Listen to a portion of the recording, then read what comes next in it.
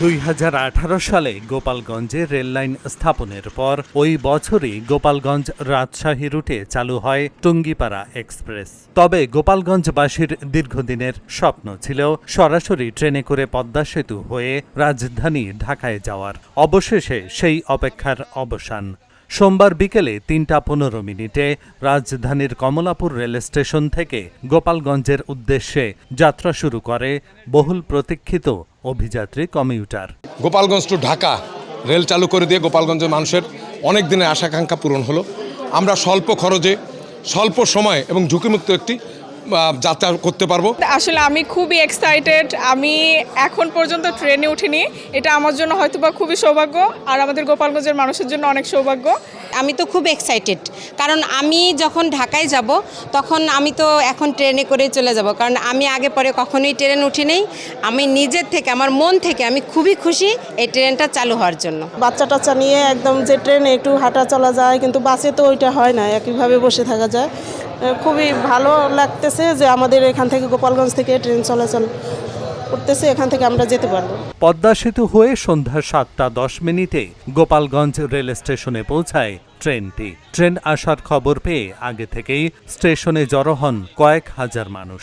ট্রেনটি স্টেশনে পৌঁছালে ফুল দিয়ে স্বাগত জানান তারা। দীর্ঘদিনের প্রত্যাশিত সরাসরি ট্রেন যোগাযোগ চালু হওয়ায় উচ্ছ্বাস প্রকাশ করেন স্থানীয়রা। গোপালগঞ্জের জনগণের প্রত্যাশা ছিল ঢাকাগামী ট্রেনে যাওয়া, তা আমার পরিবারের জন্য আমি 2টো টিকিট কেটেছি।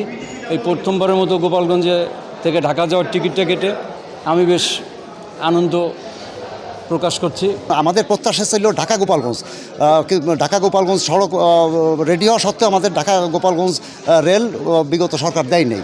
তাই গোপালগঞ্জের মানুষের দাবির সাথে আমরা দাবি রক্ষা করার স্বার্থে আমরা আজ আমাদের এমপি মহোদয়দের মাধ্যমে ট্রেন উদ্বোধন করলাম। আমাদের যে আকাঙ্ক্ষা ছিল ঢাকা গোপালগঞ্জ রুটে ট্রেন চলবে, আজকে সেটার ফলশ্রুতিতে আমরা আজকে এটা পাচ্ছি। সত্যি আমি গোপালগঞ্জবাসী হিসেবে ধন্য মনে করছি নিজেকে। যদিও ট্রেনটা একটু জয়দেবপুরের ট্রেন, এটাতে আমি আগেও চড়েছি, তারপরেও আমরা আলহামদুলিল্লাহ বলতে পারি যে না, আমরা গোপালগঞ্জের মানুষ একটু সাশ্রয়ীতে আর কি ঢাকাতে পৌঁছাতে পারবো। এটাই আমাদের জন্য আলহামদুলিল্লাহ আমরা এটা খুশি।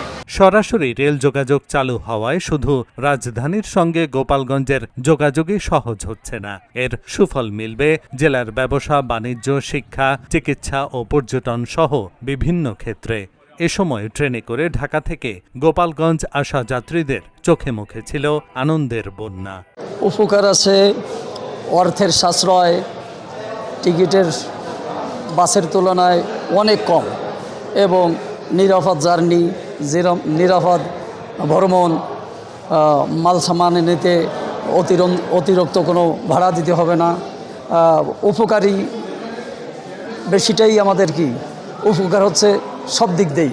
ঢাকা থেকে যে ট্রেনটা আসছে, এই ট্রেন থেকে আমরা এখন আবার ভাঙা যাব।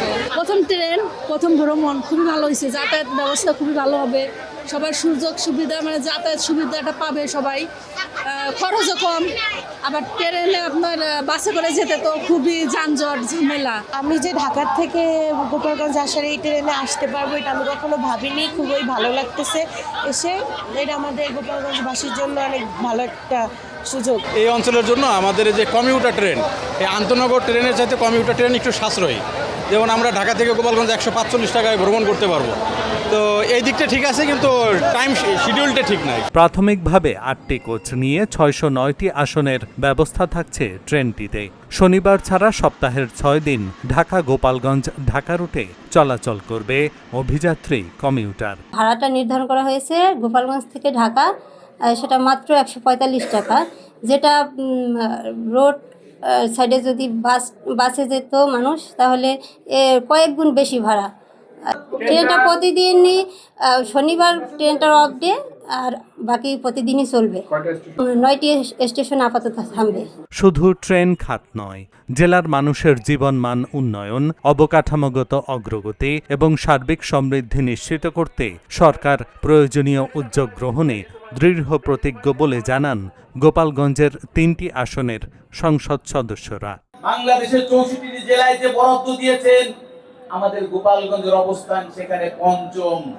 এজন্যই বললাম, মাননীয় প্রধানমন্ত্রীর সাথে আমরা দেখা করেছিলাম, উনি কিন্তু সবসময় একটা কথা বলেন, গোপালগঞ্জ জেলা কিন্তু বাংলাদেশের বাইরের কোনো জেলা না। গোপালগঞ্জ জেলা আমাদের আরো অন্য 63 জেলার মতো আরো একটি জেলা।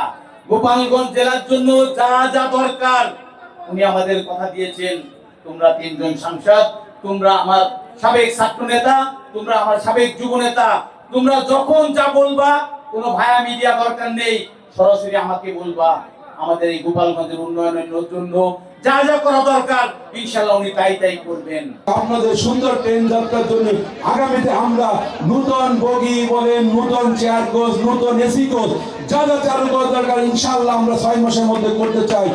দুর্ভাগ্য গোপালগঞ্জের মানুষের 2010 সালে এই গোপালগঞ্জ টু ঢাকা এই রেল লাইন নির্মাণ কাজ শুরু হয় এবং এর কাজ শেষ হয় 2018 সালে, যেখানে নির্দিষ্ট সময়ের থেকে অনেক বেশি সময় লাগিয়েছিল কাজ শেষ করতে।